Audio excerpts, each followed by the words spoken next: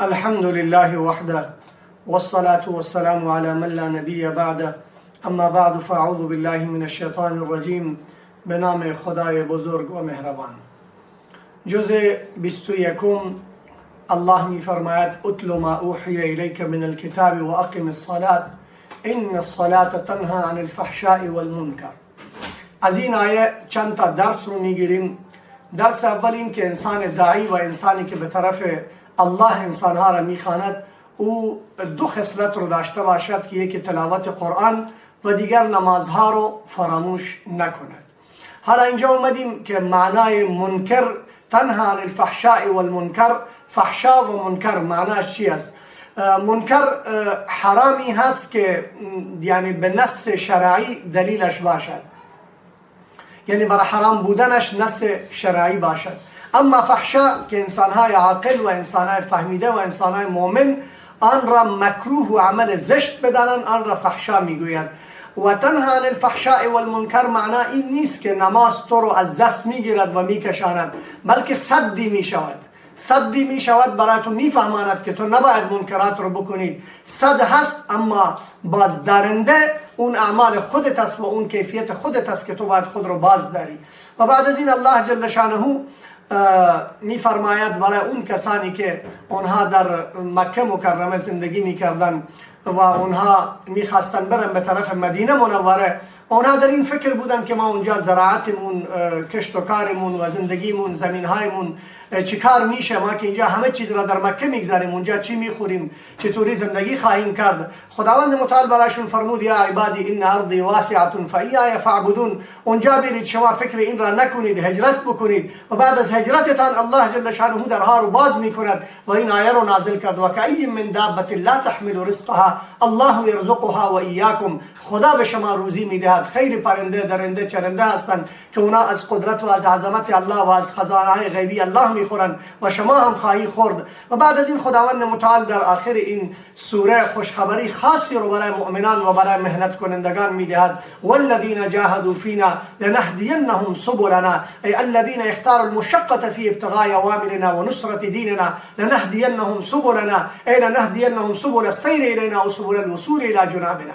کسی که برای دین من مهنت میکند خداوند متعال راهها رو بر سرش باز میکند و خداوند متعال تمام مشکلات اون را حل میکند. و مجموعه کار نبوت سه تا چیز هستند که خداوند متعال برای انسان نصیب بکند. یکی دین است که در وجود انسان باشد و دوم دفاع دین است و سوم نفاذ دین است که اون از مهنت بیرون می شود و متولد می شود که دفاع دین و نفاذ دین. و برایش چهار تا چیز خیلی لازم هستند که انسان ها باید این رو بکند، با تقریرش، با تحریرش و با مناظره و با جهاد این دین رو جلو ببرد که در اصول شرعی باشد. بعد از این خداوند متعال سوره روم که در این ذکر قصه روم اینجا اومده که رومی ها رو خداوند متعال چطور بر سر ایران فتح داد. علت این بودن که در زمان قریش همه اکثر عرب اینطوری بودن که طرفداری ایران را میکردن که وقتی اون غالب می اومد بر سر روم دیگه اینا خوشحال می شدن و طوری روم شکسته شد که اینا گفتن دیگه اصلا این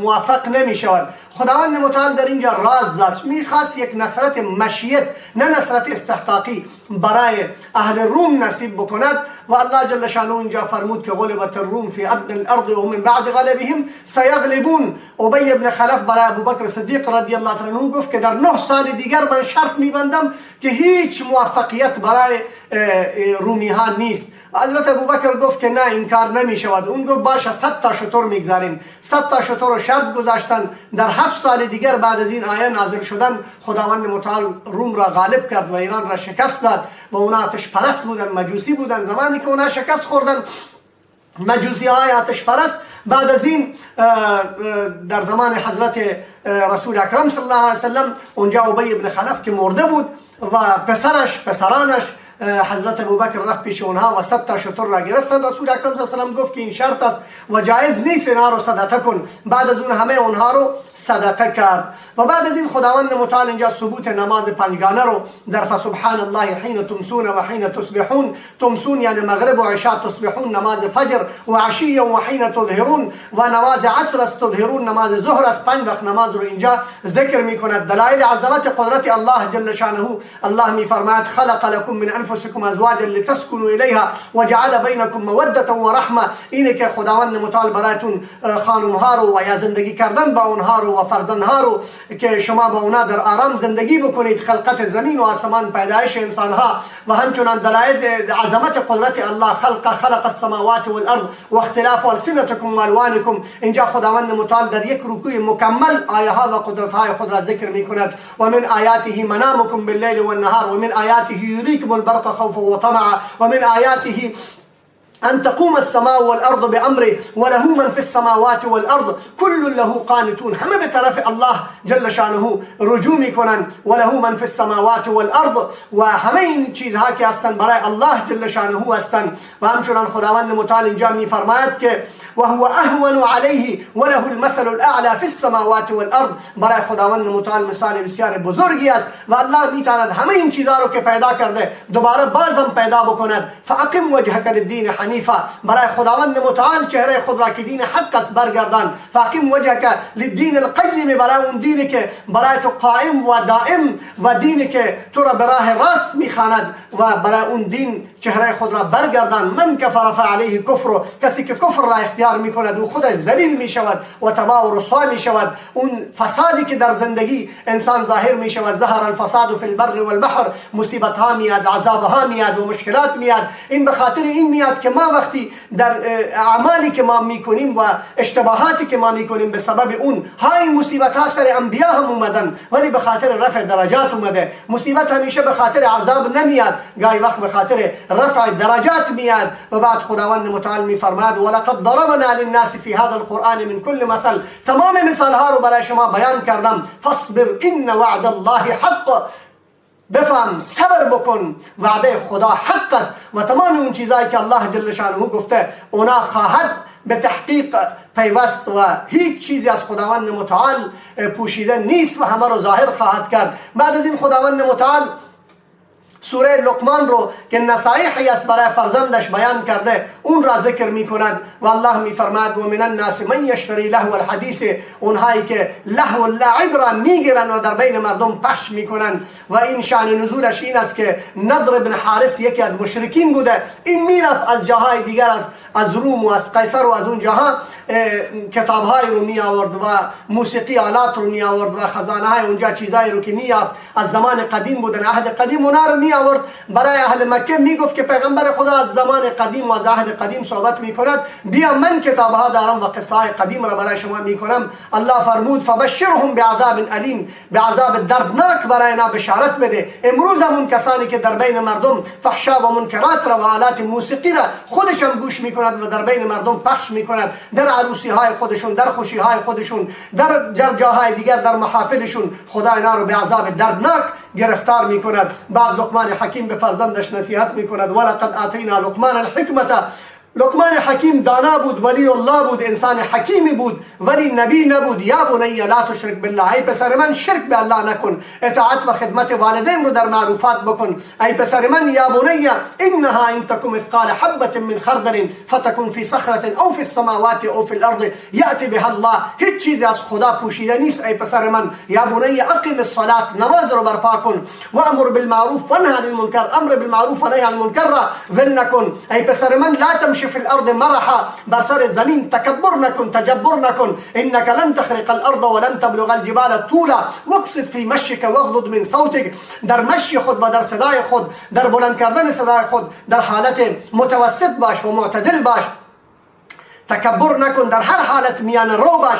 در اینجا خداوند متعال 5 چیز رو به طور خاص در علم الله ذکر می کند. اون 5 چیزی که خداوند متعال علمش را خاص برای خودش میداند. اون یکی علم الساعه است. ان الله عنده علم الساعه، علم قیامت. و ينزل الغیث، باران کی میبارد. و یعلم ما فی الارحام، در شکمهای مادر چی است. وقتی که ساخته بشه یک کمی بچه به حالتی بیفته که اون به حرکت در بیاد، بعد تشخیص میدن که این پسر است یا دختر است. ولی الله میداند در زمان نطفه و زمانی که در ارحام بودن و زمانی که اصلا منتقل نشده بود به شکم مادر، الله میدانست این کی هست، مرد است، زن است، ظالم است، مظلوم است، مسلم است، مجرم است. همه این چیزها رو الله میفهمید. و ما تدری نفس ماذا تکسب غدا، فردا چیکار میتونن بکنن و چی میشود الله میداند. و انسانی که به ای ارض تموت، کجا میمیرد الله میداند. بعد از این سوره سجده رو الله ذکر میکند که اینجا توحید و رسالت و آخرت چون سوره مکی است اینجا بیان میکند.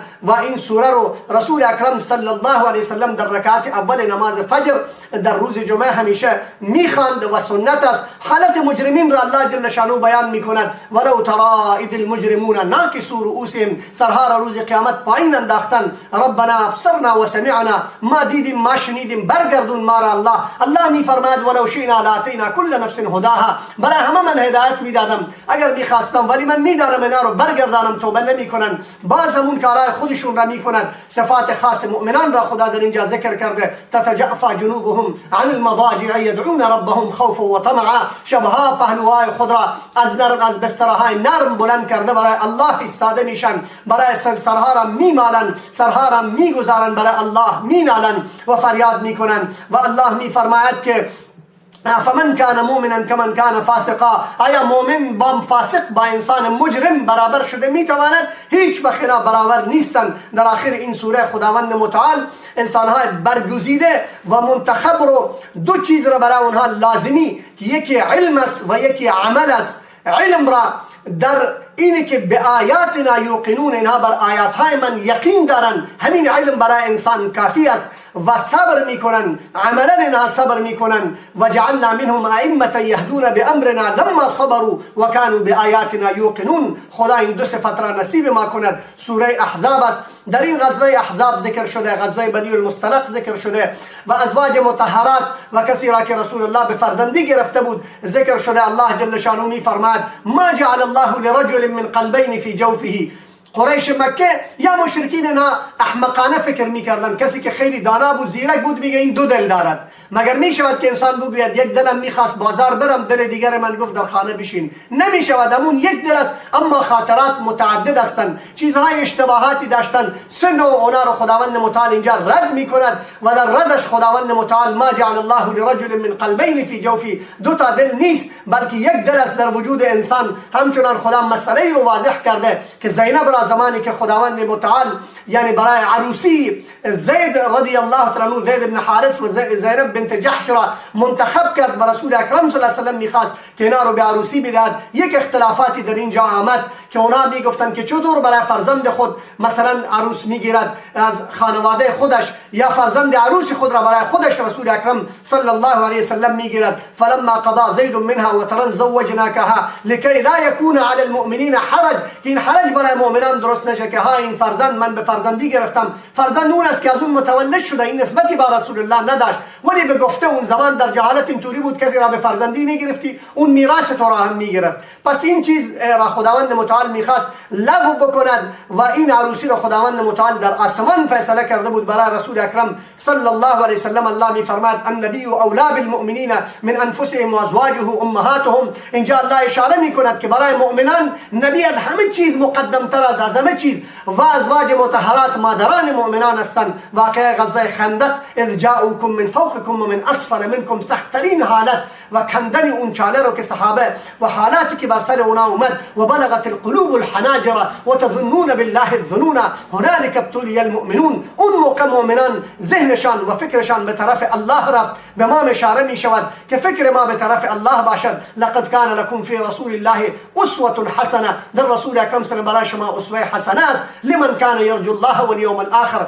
کسی که دنیا و آخرت را درست کردن میخواهد با رسول الله تعلق خودش را درست بکند، سیرت و صورت و سریت رسول الله را از خود بکند. مسئله تخیر اینجا در آخرین آیه بیان شده. ان کنتن تردن الله و رسوله ان کنتن تردن الحیات الدنیا و زینتها. برای ازواج مطهرات خداوند متعال بیان میکند اگر شما دنیا و زینت دنیا را میخواهید برگردید، شما بروید از اینجا، من برای شما همه چیزا را میدهم. امتعکن و اسرحکن سراحا جمیلا، بهترین زندگی را برای شما میدهم. اما و ان کنتن تردن الله و رسوله و الدار الاخره فان الله اعد للمحسنات منكن اجرا عظیما. اون کسی که الله و رسول را میخواد، طبعا ازواج مطهرات الله و رسول را میخواستن، اونا که اشتباه نمیکردن، غلط نمیکردن، ما هم باید به فرزندانمون، به دخترانمون، به مادرانمون اون اسوه را پیش بکنیم و اون زندگی جلوگیری از خود بکنیم. خداوند متعال این حقیقت رو به ما بفهماند و بپذیراند. و آخر دعوانا ان الحمد لله رب العالمین.